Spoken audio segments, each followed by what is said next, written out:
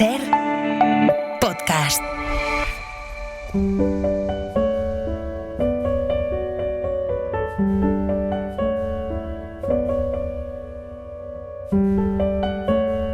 Un libro, una hora. Dirigido por Antonio Martínez Asensio. Bienvenidos al podcast de Un libro, una hora. En este episodio os vamos a contar Memorias de Leticia Valle, de Rosa Chacel. Rosa Chacel nació en Valladolid en 1898 y murió en Madrid en 1994. Considerada como perteneciente a la generación del 27, vivió exiliada muchos años en Brasil y Argentina. Su estilo se caracteriza por una técnica narrativa anticonvencional, muy preocupada por la introspección psicológica. Es la autora de Barrio de Maravillas, Teresa o La Sin Razón, entre otras novelas, y ha escrito también cuentos, relatos, poesía, ensayos, biografías y diarios. En 1987 se le otorgó el Premio Nacional de las Letras. Memorias de Leticia Valle se publicó en Argentina en 1945 y no se publicó en España hasta 1971. Es una novela maravillosa donde tiene más importancia lo que no se dice que lo que se dice. Es inquietante, inteligente, rompedora y emocionante. Vamos allá. El día 10 de marzo cumpliré 12 años. No sé por qué, hace ya varios días que no puedo pensar en otra cosa. ¿Qué me importa cumplir 12 años o 50?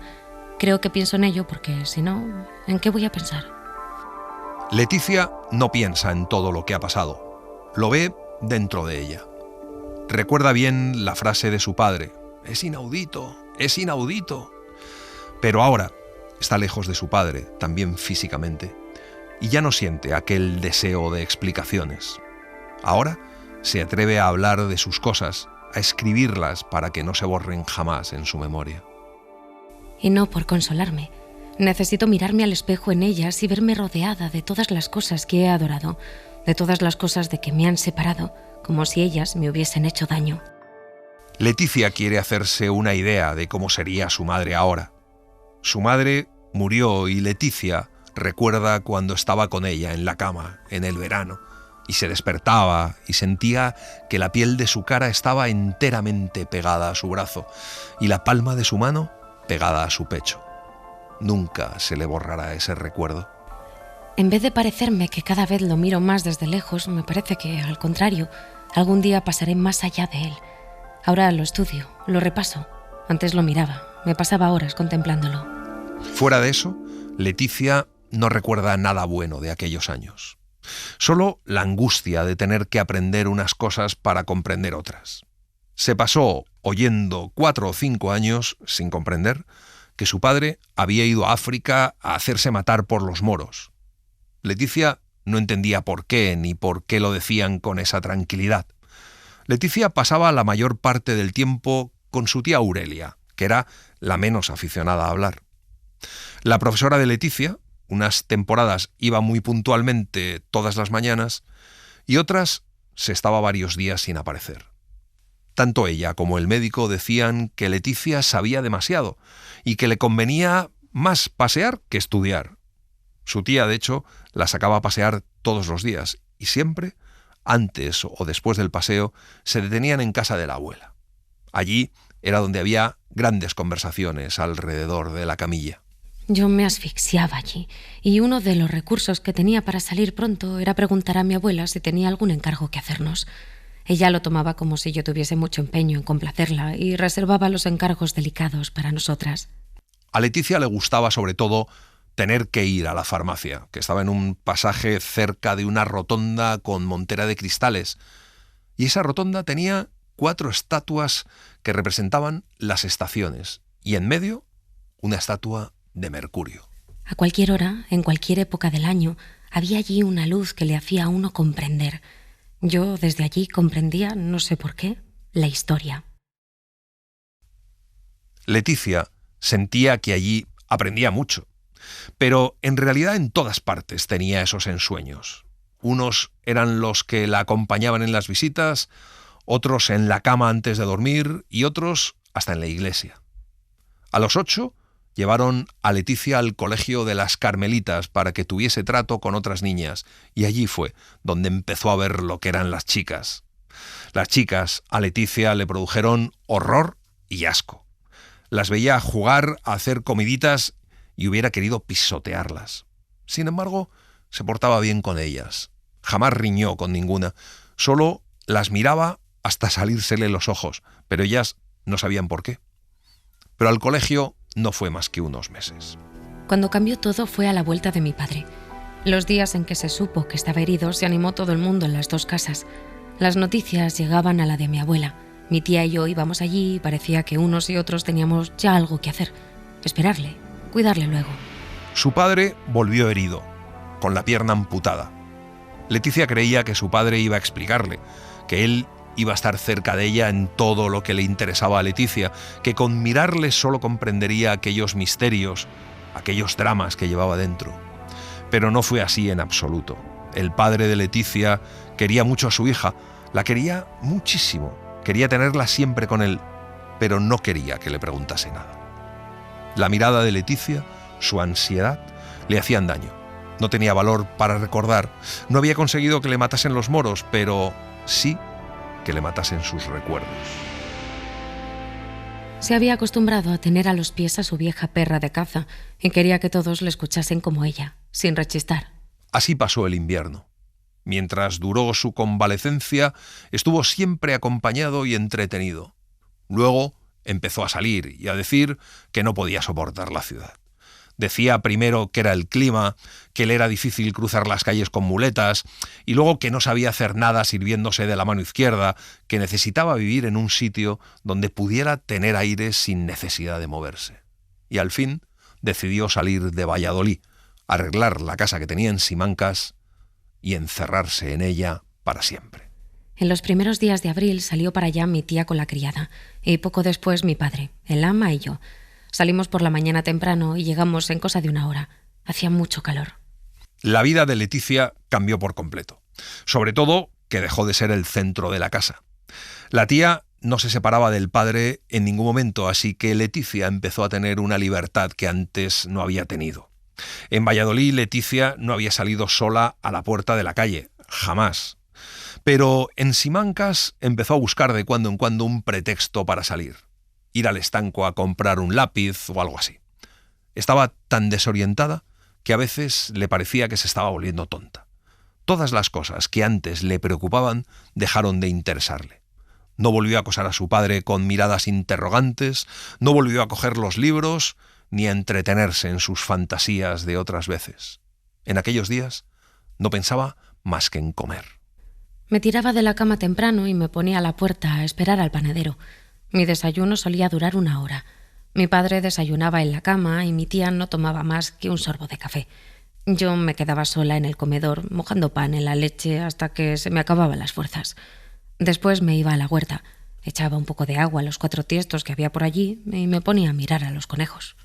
La tía se daba cuenta de que Leticia estaba poniéndose muy fuerte y se alegraba, pero al mismo tiempo le indignaba tener que reconocer que aquella vida tenía algunas ventajas. De cuando en cuando, la tía decía que Leticia se pasaba el día sin hacer nada, que antes había que quitarle los libros por la fuerza y que no había vuelto a ocuparse de ellos, que se iba a terminar embruteciendo. Leticia alzaba los hombros o se echaba a reír. Solo que yo sabía que lo que me embrutecía no era la falta de libros, no era que antes estudiase y ahora no hiciese nada, sino precisamente que ahora el no hacer nada lo hacía de otro modo. Antes ponía más atención en ese no hacer nada que en cualquier otra cosa. Memorias de Leticia Valle es una novela feroz por lo que omite, por lo que no dice. Está llena de vacíos, de entrelíneas. Está hecha de murmuraciones que el lector debe deletrear para sí, en voz baja o en voz alta, para comprender lo inaudito. Leticia se inserta en un enjambre de secretos familiares. Crece escuchando murmuraciones de sus más cercanos, adivinando palabras omitidas, completando escenas que se describen a medias. Nosotros, los lectores, quedamos atrapados en las elipsis. Es una novela hecha de secretos que ni siquiera se desvelan a los lectores. Es más bien un código que debemos aceptar. A medida que crece y participa del mundo adulto, se suman más y más secretos y cada vez más complejos. Leticia oía discutir lo que había que hacer con ella, si sería mejor llevarla interna a las Carmelitas o llevar a una institutriz a Simancas, cosa que fue desechada de inmediato. Lo más cómodo resultó hacer que la maestra del pueblo le diese una hora de lección después de terminar sus clases de la tarde. Se arregló todo al estilo de la ciudad. Se combinó con la maestra para que fuese a casa de 5 a 6 y se preparó una mesa en el cuarto de Leticia. Era tan extraña para mí aquella señora. Las primeras lecciones fueron tan angustiosas para ella como para mí. Preguntas y respuestas que se iban consumiendo poco a poco y, al cerrar cada libro, un carpetazo como un suspiro de descanso. Luego media hora dedicada a la lucha con la caligrafía.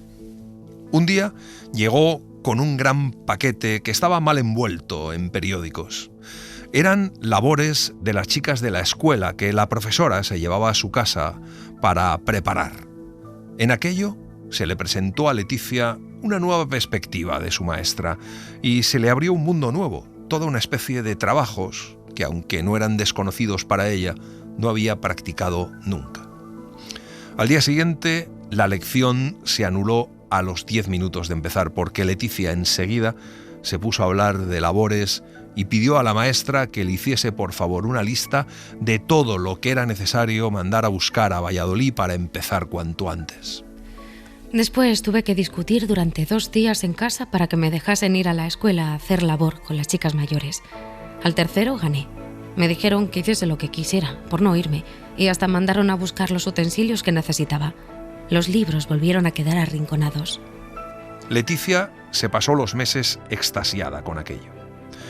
Llegaron las vacaciones y solo 2 chicas muy mayores y ella siguieron yendo a casa de la maestra por las tardes y bordando con ella bajo la parra de su huerta. Cuando terminaban la tarea, comían uvas y pan y después las chicas y Leticia bajaban hasta las eras que estaban junto al río y se sentaban allí en un montón de paja hasta que empezaba a oscurecer. El 1 de septiembre se abrió la escuela y todo volvió a empezar con una normalidad que parecía que no tendría fin, pero a mediados del mes se alteró la normalidad, simplemente por un cambio de tiempo. Y es que se desencadenaron una racha furiosa de tormentas. Leticia, durante las tormentas, contaba un cuento y luego empezó a cantar. Esto las apaciguó mejor aún, y hasta primeros de octubre las tardes se desenvolvieron lo mismo. Primero se reñía, luego se rezaba y luego se cantaba. Un día, la maestra le dijo a Leticia que debería estudiar música porque tenía muy buen oído. Y comentó que conocía a una señora en Simancas que había dado clase de música a otras niñas. Era la esposa del archivero. La maestra llevó a Leticia a casa de la profesora de música, doña Luisa, que llevaba pegado a sus faldas un pequeño de 3 o 4 años y otro en los brazos, un niño de pocos meses. Doña Luisa les contó que la crianza debía durar aún algunos meses y después estaba dispuesta a volver a empezar a dar clase. Entretanto, tenía organizado un grupo de muchachas a las que enseñaba coros y novenas para la iglesia. Leticia podría ir a cantar con ellas en unas clases que se organizaban al oscurecer para que se empezara a acostumbrar. Recordaré siempre que al despedirnos en la puerta me dijo: «Ya sabes, puedes venir desde mañana a eso de las 6. Bueno, tú puedes venir a cualquier hora. Adiós, querida». Cuando le oí decir «adiós, querida», me di cuenta de que no era castellana. Su desenvoltura me deslumbró. No era elegante como algunas señoras de Valladolid que yo admiraba. No sé si se puede emplear aquí esta palabra, pero yo diría que era mundana. Doña Luisa tenía algo de persona emprendedora. Llevaba un vestidillo de vuela que se le desabrochaba por todas partes y tenía puestas unas chinelas de tafilete rojo que hacían que sus tobillos resultasen aún más huesudos. Tenía un cerco oscuro entre azul y verde alrededor de sus ojos grises, muy grandes. Era muy guapa. Estaba mal peinada de un modo gracioso y era tan delgada que parecía que en vez de estar criando a un hijo, estuviese criando 10 a un tiempo. Al día siguiente fui antes de las 6. Estaba loca de impaciencia. Doña Luisa se puso a enseñarme toda la casa antes de que yo mostrase interés por ella, pero me dijo que era para que supiese las costumbres. Me dijo: «Mira, aquí abajo en el ala izquierda no hay más que 2 habitaciones, una que da a la calle y otra al jardín. Las 2 se le reservan a mi marido, porque si no los niños no le dejan leer. El cuarto de las chicas estaba en el sobrado. Al abrir una puerta que quedaba en medio del rellano donde desembocaba la escalera, le enseñó el salón del piano. Era inmenso. Estaba enteramente vacío, desnudo, ni una silla, ni una cortina, ni un clavo en una pared. Solo, en el rincón de la derecha, un piano de cola con su banqueta. De pronto llegaron 2 muchachas que Leticia ya conocía. Detrás de ellas llegó la niñera con una caja de cerillas y cogió a los 2 niños de doña Luisa y se los llevó al rellano de la escalera. Luego llegaron 4 muchachas más. Mi vida se repartió entre la escuela y aquella casa. No sé qué fue de las mañanas.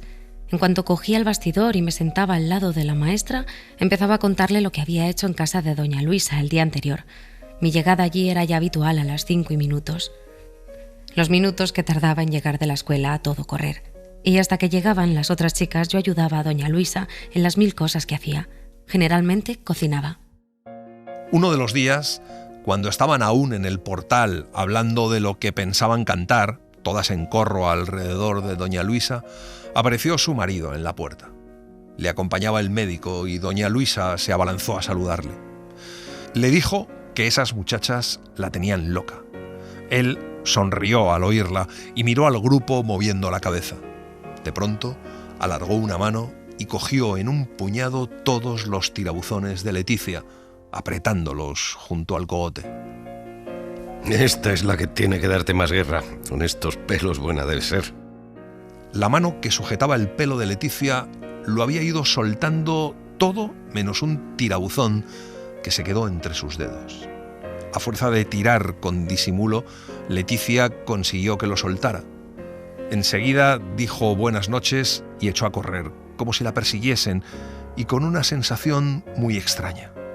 El marido de doña Luisa le dio la impresión de ser un hombre sumamente arbitrario y muy poco amable.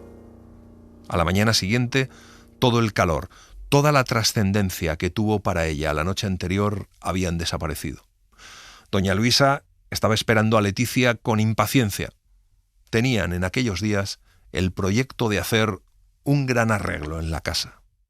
Ya en los últimos días de noviembre, algunas tardes de sol, en vez de ir a la escuela, salía de paseo con doña Luisa nada más comer. Bajábamos a sentarnos en aquellos restos de construcción que se adentraban en el río a la derecha del puente y nos estábamos mucho rato calladas, mirando los abedules pelados en las islas. En uno de esos paseos se encontraron un día con la tía Aurelia. Doña Luisa saludó a la tía Aurelia como si la conociese de toda la vida. La tía le agradeció más de 100 veces las atenciones que tenía con Leticia y le describió con la mayor exageración los cuidados que tenía que prestar al padre de Leticia, que eran la causa, como explicó, de que hiciese una vida tan retirada. Doña Luisa le habló de la preocupación por la educación de Leticia. Le habló de colegios, de institutos, de planes de estudio y del talento de Leticia. Nunca me había elogiado. Yo no había hablado nunca con ella más que de cosas tontas. ¿Por qué sacaba de repente lo de mi talento? Me resultó extraño y al mismo tiempo me impresionó mucho. De pronto se cruzaron con el marido de doña Luisa, que iba con el médico. Hubo saludos, presentaciones, preguntas tontas sin sentido, y luego los 2 caballeros continuaron su paseo. Leticia, doña Luisa y la tía Aurelia siguieron caminando hacia el pueblo. No recuerdo cómo terminó aquella tarde, pero sí que yo perdí mi tranquilidad. Pesaba sobre mí una amenaza, y lo más terrible era que no acababa nunca de estallar. Una tarde, cuando estaban en la cocina, llegó el señor de la casa, como una sombra, y se quedó apoyado en el quicio de la puerta, mirándolas. ¿También te ayuda en la cocina mi discípula? Doña Luisa dijo, como si la conversación estuviese empezada hacía rato, como si todo el mundo se hubiese puesto ya de acuerdo, que todo lo que ella le había enseñado a Leticia ya lo había aprendido, y que a ver cuándo podía decir el otro tanto. Leticia creyó que estaban hablando en broma. Anda, ven, que te voy a examinar. Vamos a ver ese talento. A Leticia no había nada que le inspirase más horror que un examen. Él le hizo sentar junto a la mesa, frente a la gran puerta de cristales que daba a la galería, y se puso de espaldas a la luz. Para que él no viera que estaban a punto de saltársele las lágrimas, Leticia se puso a mirar como distraídamente las cosas que había sobre la mesa. ¿Te gusta el mono? Y es que sobre la mesa había una cabeza de mono del tamaño de un coco, sumamente real y expresiva, con una especie de gorrito turco puesto. Era de tierra cocida. Él le levantó el gorrito, que era como una tapadera, para que viese que estaba llena de puros, y le contó que se lo había regalado un amigo que lo compró en París en la exposición de 1900, que hacía ya más de 10 años que se lo habían dado. ¿Sabes? Entonces el mundo era un mundo de Julio Verne. Leticia pegó un salto en la silla. Toda su angustia desapareció como por encanto y se puso a escucharle. Él habló durante más de 1 hora y media.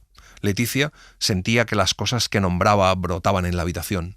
Luego le dijo que no sabía que Leticia supiera tanto y como ella no había abierto la boca, le pareció que empezaba a burlarse de ella. Me percaté enseguida de que contigo sería inútil empezar con preguntas y en cambio, mientras yo hablaba, me ha sido muy fácil ver en tu cara lo que comprendías y lo que no. Leticia volvió a sentirse caída en una ratonera, pero empezó a reír, casi hasta llorar. Acercándose a la puerta del comedor, gritó que se iba corriendo, que era tardísimo. 1 hora después estaba en la cama tiritando y tratando de entender lo que había pasado. Pensó enseguida en reunir todos sus viejos libros para ver si eran aprovechables, y aunque sabía que su nuevo profesor no le haría nunca preguntas bruscas, se dispuso a repasar lo que sabía, pero sentía que había empezado a sufrir las consecuencias del embrutecimiento, resultado de la vida que venía llevando. Me había zambullido de tal modo en el mundo de las mujeres, con sus tonterías y sus pequeños vicios. Esta era la frase de mi confesor. Entonces sentí un asco de ser mujer que me quitó la fe hasta para llorar. Leticia se dio cuenta de que allí empezaba una nueva fase de su vida. Tenía lástima de sí misma, pero se miraba con crueldad al mismo tiempo. A las 8 saltó de la cama para hacer todos los preparativos, que al fin y al cabo no eran más que reunir sus libros y cuadernos, afilar un lápiz y poner punto nuevo a la pluma. Una vez hecho, se vistió y no se puso sobre el vestido el delantal blanco de otros días porque decidió ir a la escuela solo para contar a la maestra su nuevo plan de estudios y decirle adiós. Mi llegada bastó para desorganizar la tarde, porque la maestra misma dijo: ya sé lo que vienes a decirme. Desde ayer por la mañana sé yo que vas a dar clase con don Daniel. Yo le dije: entonces lo ha sabido usted antes que yo misma. La maestra le hizo prometer 1000 veces que volvería de cuando en cuando y las chicas la despidieron ruidosamente con gritos y abrazos. Cuando ya iba a salir, una chica poco más alta que Leticia fue hacia ella, la miró de arriba abajo, la rodeó con un brazo a la cintura y le hizo dar un par de vueltas de baile. Leticia se escapó enseguida. Comprendí que aquello no había sido una crítica, pero sí un comentario de mi vestido. La chica que ya no me quería mal, pero era de las que se fijan en todo y lo había hecho como diciendo: ¡qué cinturita! Cuando Leticia llegó a casa de doña Luisa, le pareció encontrarla muy bien dispuesta.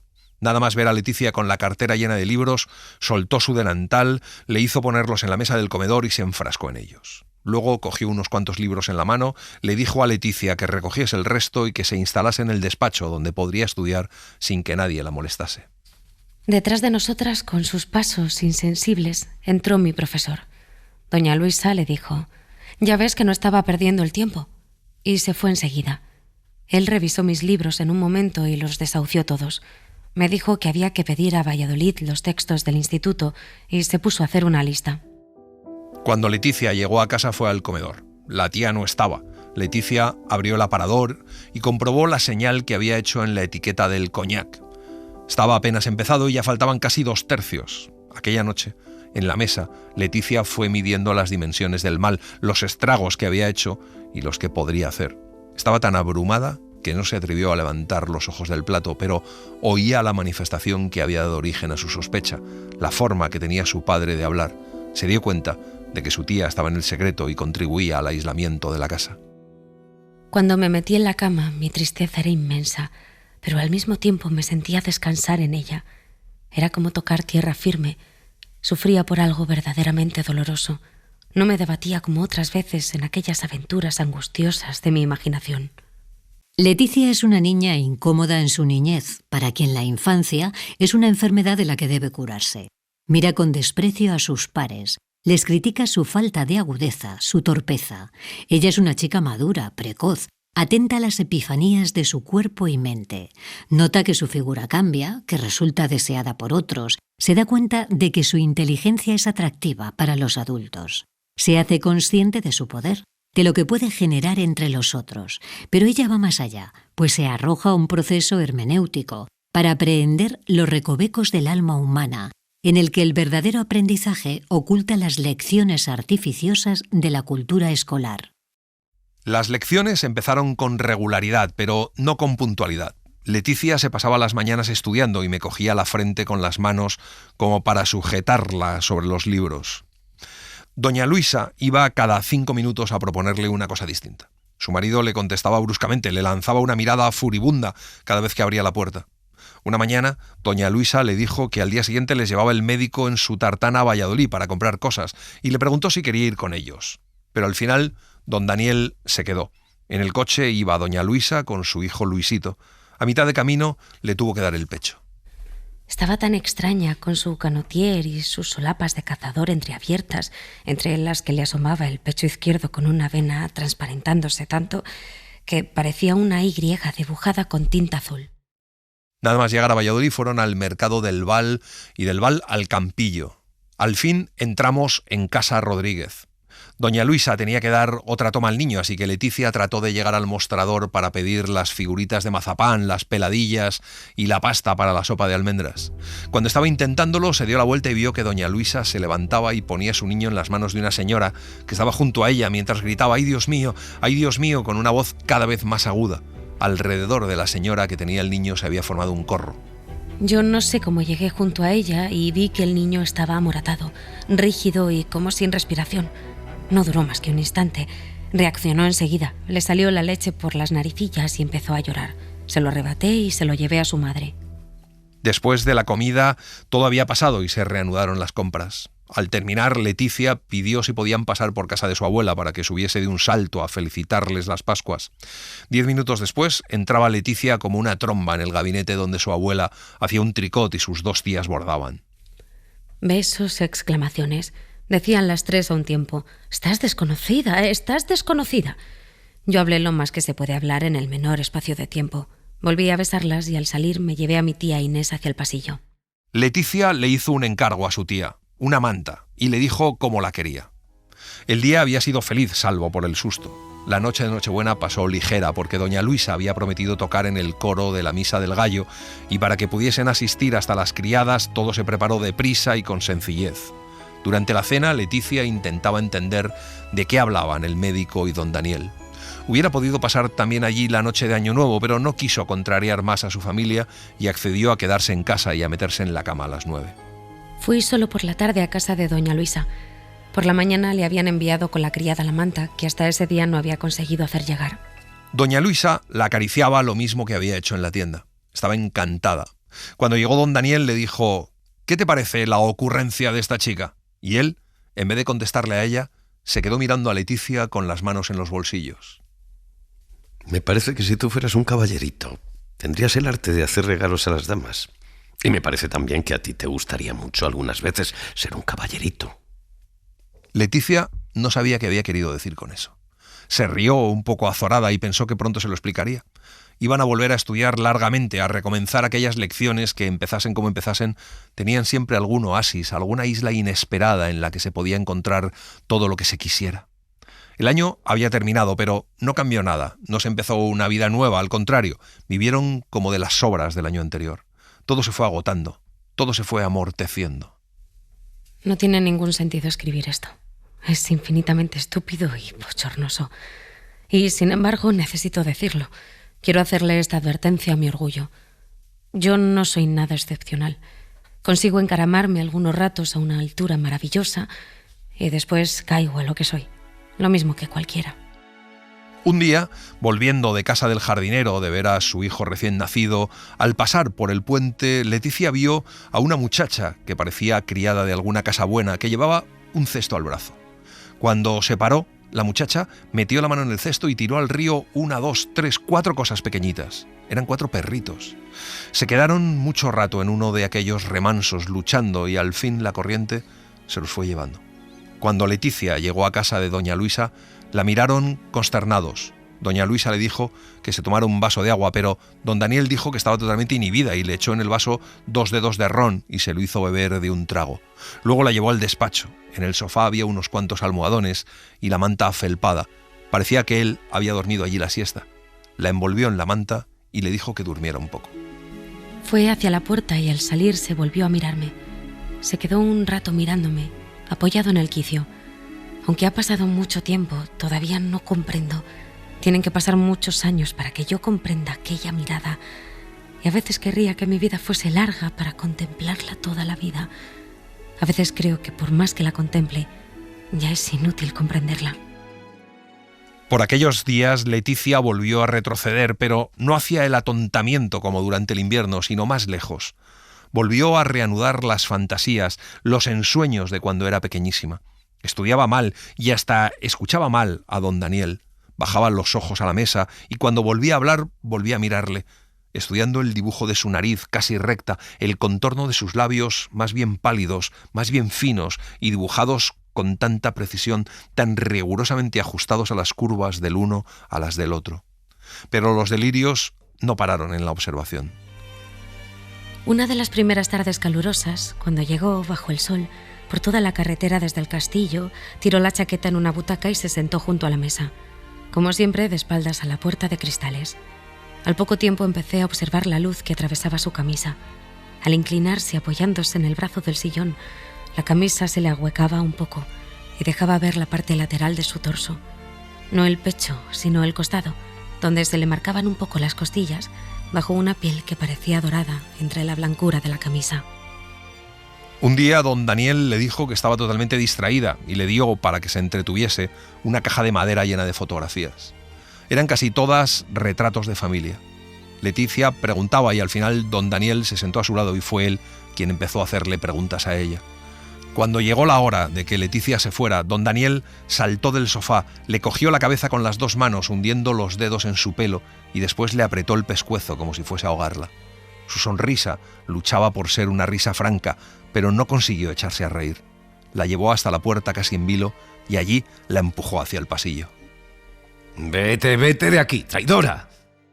Por la noche, Leticia oyó de lejos la campana de la ermita del arrabal y pensó de pronto que hasta el mes que viene no tenía que confesarse.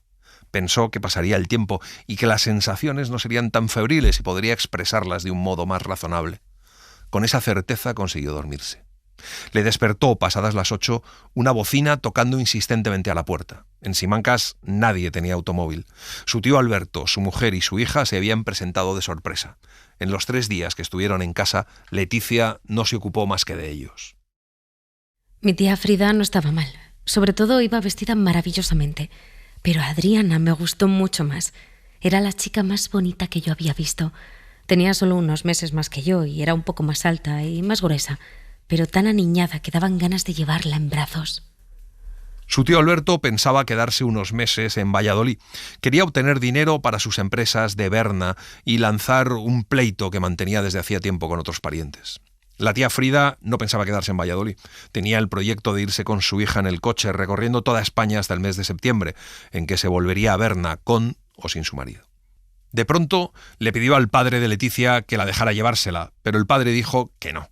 La tía Frida vio enseguida que era caso perdido y empezó a decir que ella quería ver el archivo. A Leticia aquella palabra le llenó de angustia. Don Daniel era el archivero.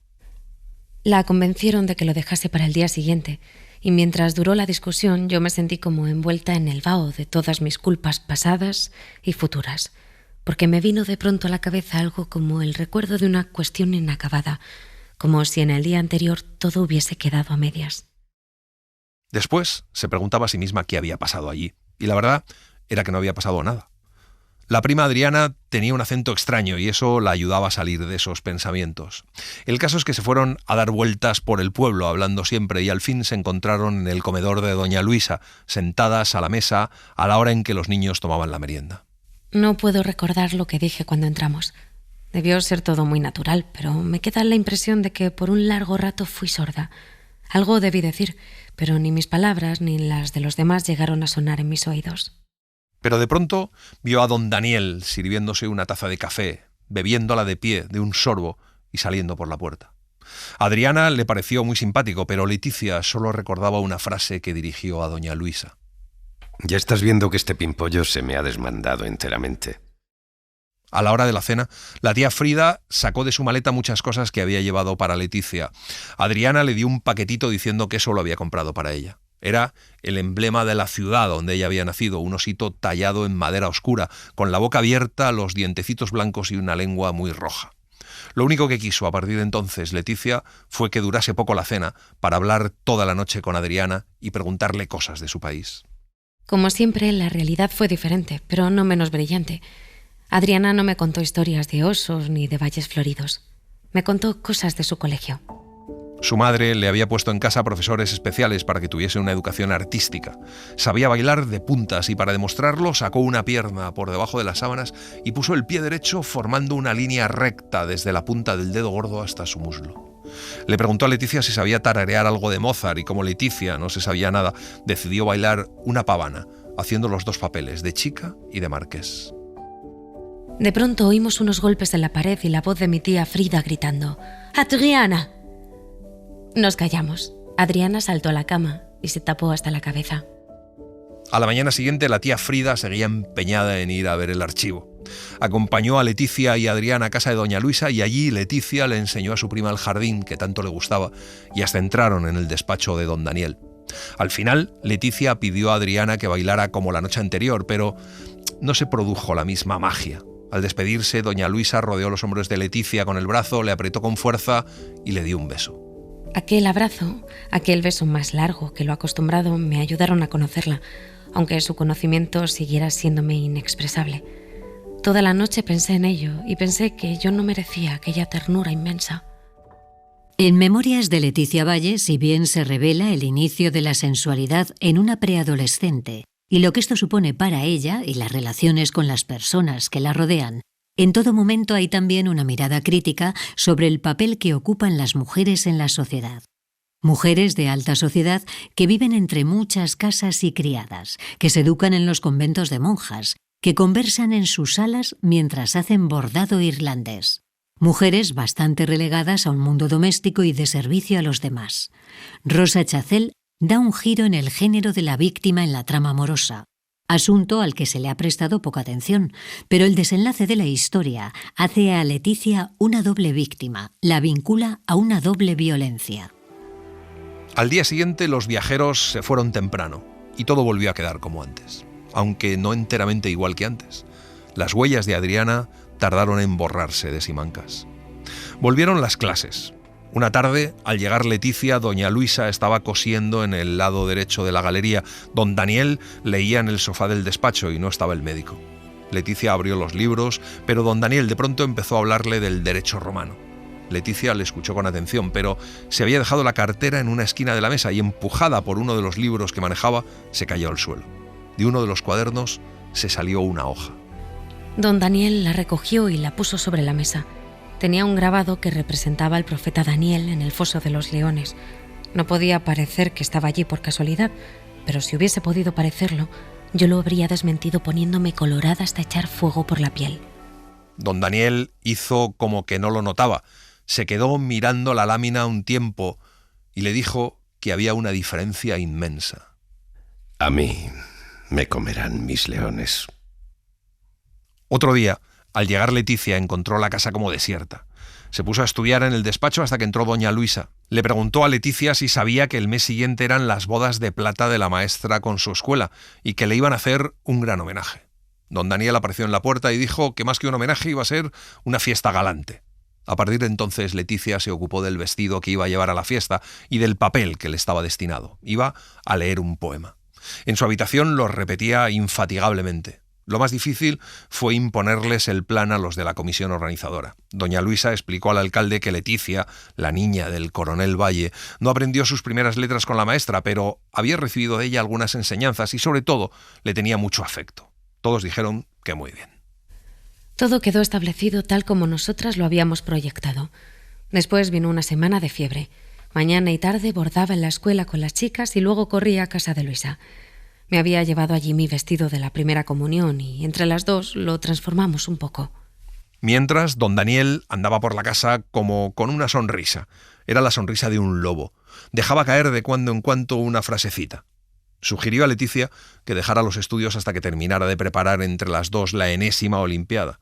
Cuando le llegó la fecha del banquete, Leticia se fue con su tía a casa. La mesa estaba ya puesta. Al sentarse, la tía dijo que había aparecido entre las beatas de la comisión Margarita Velayos. El padre de Leticia levantó las cejas y sonrió.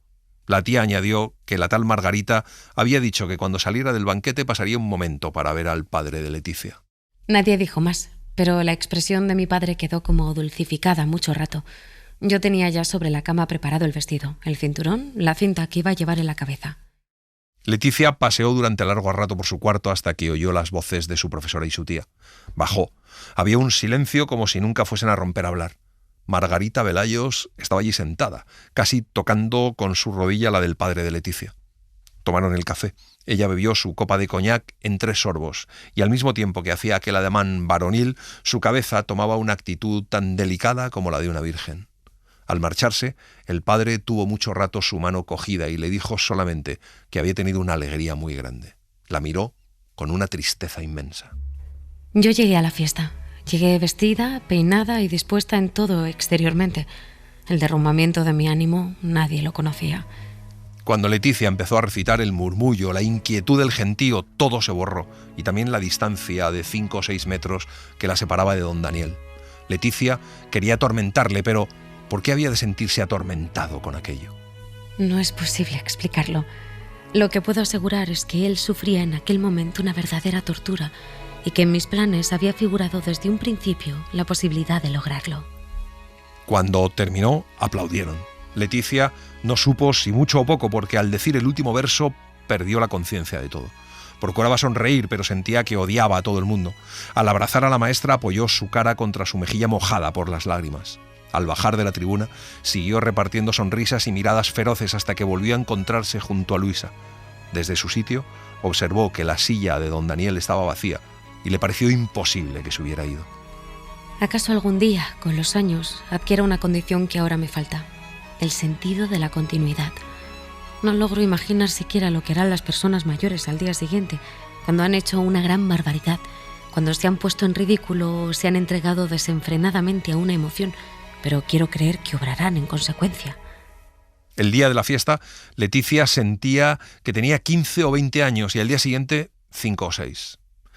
Le daba asco esa enfermedad que era la infancia. Pero desde entonces Leticia tuvo un acercamiento gradual con don Daniel, que volvió a ser cordial, volvió a prodigar las explicaciones fáciles.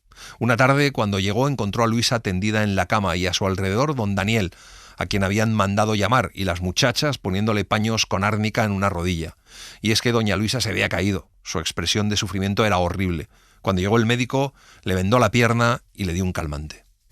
Luisa, que era en todo tan armoniosa, que parecía tan firme en sus modales, en sus palabras, generalmente escasas, de pronto dejaba ver que era débil. Don Daniel, en cambio, era 100 veces más admirable cuando uno de aquellos gestos de tristeza le pasaba por la cara. Leticia se pasaba el día entero con doña Luisa y naturalmente no estudiaba. Al bajar del cuarto una tarde vio a don Daniel en el despacho y entró resueltamente a preguntarle por lo que se sabía de lo que le pasaba a doña Luisa, y don Daniel se lo explicó largamente. La escayolaron y le dijeron que tendría que estar casi 4 semanas inmovilizada. Don Daniel hacía todas las tardes varias apariciones en el cuarto, siempre breves, decía unas cuantas palabras y se marchaba.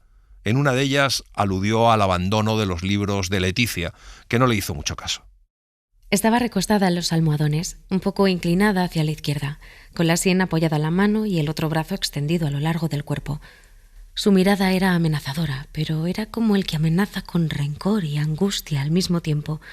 Su mirada decía exactamente: «¿Quieres quitarme lo único que tengo?». Doña Luisa aprovechó para enseñar solfeo a Leticia, que era para lo que había ido la primera vez a aquella casa en realidad. Leticia aprendió enseguida a leer la música, pero poco a poco don Daniel volvió a emanar desconfianza, ironía, acritud, así que Leticia ocultaba siempre las lecciones de música antes de que llegase don Daniel.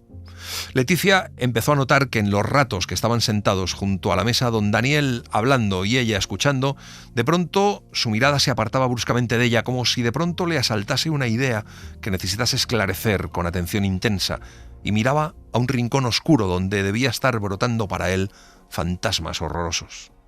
Y cómo decirlo, lo que se reflejaba en su cara en esos momentos era exactamente lo que yo había estado queriendo provocar con mi pensamiento. Leticia anhelaba contemplar uno de aquellos gestos, sorprender una de aquellas miradas borrascosas. De ellos provenía toda la irritación y la acritud de don Daniel. Una tarde, don Daniel cortó la lección bruscamente, diciendo que tenía que irse. Al día siguiente, antes de empezar la lección, sus preguntas fueron casi ponzoñosas. Si había estudiado, si se lo sabía. A la mañana siguiente, Leticia llegó al cuarto de doña Luisa enteramente descorazonada. Doña Luisa había llevado su enfermedad con una paciencia heroica, pero el médico le había dicho que necesitaría un par de semanas más. Cuando don Daniel llegó del archivo, Leticia no ocultó sus papeles de música esa vez. Don Daniel se mantuvo entonces completamente inalterable, como si no hubiese visto nada, pero por la tarde sintió la necesidad de explicarle, pero él le contestó casi despectivamente. ¿Con qué vas a dedicarte al bel canto? ¿Cómo no me habré yo dado cuenta antes de que eras un artista? No dijo más. Hubo un silencio corto y pavoroso y bruscamente se fue. Leticia tuvo la sensación de que al marcharse don Daniel había escuchado un rechinar de dientes o una pequeña risa o una ligera tos. Leticia se hundió en una inmensidad de miseria, se dejó caer en el sofá de bruces y escondió la cara entre los almohadones. Al rato levantó la cabeza. Don Daniel estaba apoyado en el quicio de la puerta. De su semblante habían desaparecido por completo la crueldad, la humanidad y la ironía. Solo estaba presente lo otro, lo horrible, lo indefinible. Don Daniel entró y cerró la puerta detrás de sí. Te voy a matar. Te voy a matar. No tengo que cambiar de método. Es estúpido querer describir una fiebre alta. Basta con decir los grados que llegó a alcanzar. Basta con contar las cosas que sucedieron una tras otra, pasando deprisa por ellas hasta el fin, y se acabó. Al día siguiente no sucedió nada. Leticia no fue a ver a doña Luisa por la mañana. Por la tarde fue, pero no subió del mismo modo. Al otro día tampoco fue a ver a doña Luisa, ni al otro. No fue por la mañana ni subió por la tarde.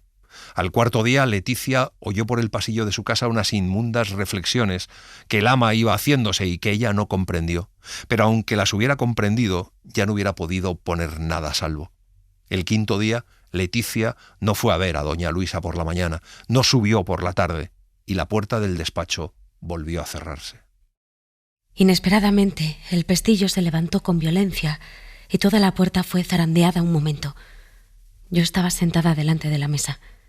Don Daniel la abrió. Era mi padre. Leticia oyó que don Daniel pronunciaba una palabra que ella no comprendió. El padre de Leticia entró sin decir nada, cerró la puerta y apoyó en ella la espalda. No era posible saber cuál de los dos era dueño de la situación. El padre de Leticia dijo que le iba a ver salir de allí con todo el cortejo, con el deshonor, con el escándalo, con un golpe bien atestado, que no tenía más que pedir su destitución y que le acompañaría a su familia, que lo iba a pasar tan mal como él mismo. Don Daniel pidió que le dejara hablar y trató de convencerle de que lo que le proponía no podía ser, porque pondría en entredicho el futuro de ella. Le habló de la importancia del porvenir. El porvenir moral, dijo. Entonces fue cuando mi padre exclamó: «Es inaudito. Los días que me queden de vida no me van a bastar para repetirlo. Es inaudito. Es inaudito». El hecho es tan desmesurado que no caben sus planes, por perfectos que sean. Tiene que resolverse por sí mismo. Y luego, con un movimiento rápido, cogió por el brazo a Leticia, abrió la puerta como medio metro y la lanzó fuera. Cuando Leticia llegó a su casa, se metió en su cuarto y cerró por dentro con llave, hasta que llamó su padre. Le dijo que se pusiera un abrigo y la metió en un coche. Casi la arrastró hasta la puerta. Allí le dijo con un gesto cariñoso que ya hablarían. Bajamos por la escalerilla del mirador porque mi tío había dejado el coche junto a la puerta de detrás. No encontramos a nadie en nuestro paso.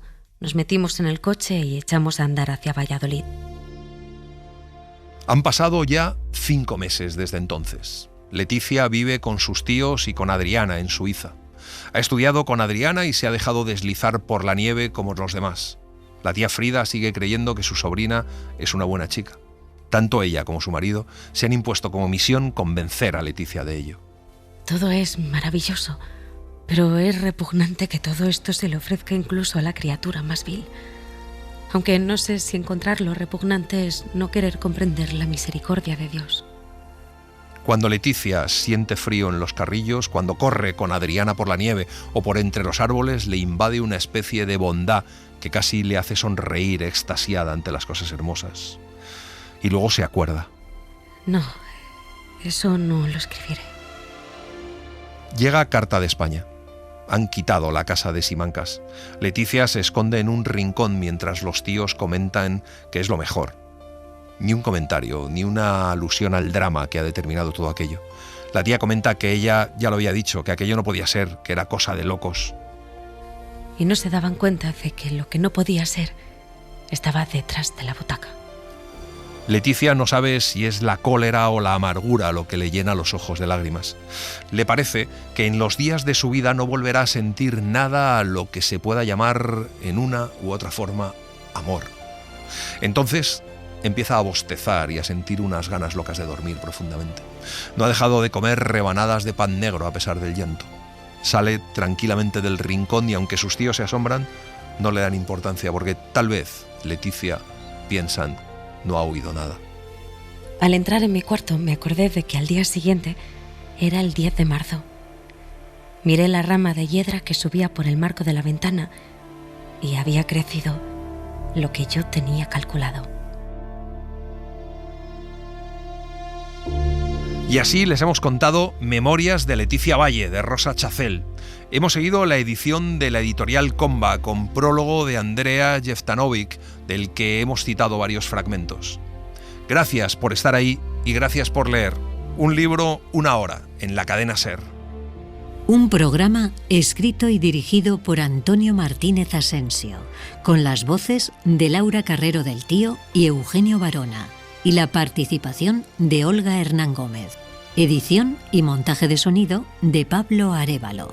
Diseño sonoro de Julia García Soto. Y en las redes, Laura Martínez Pérez.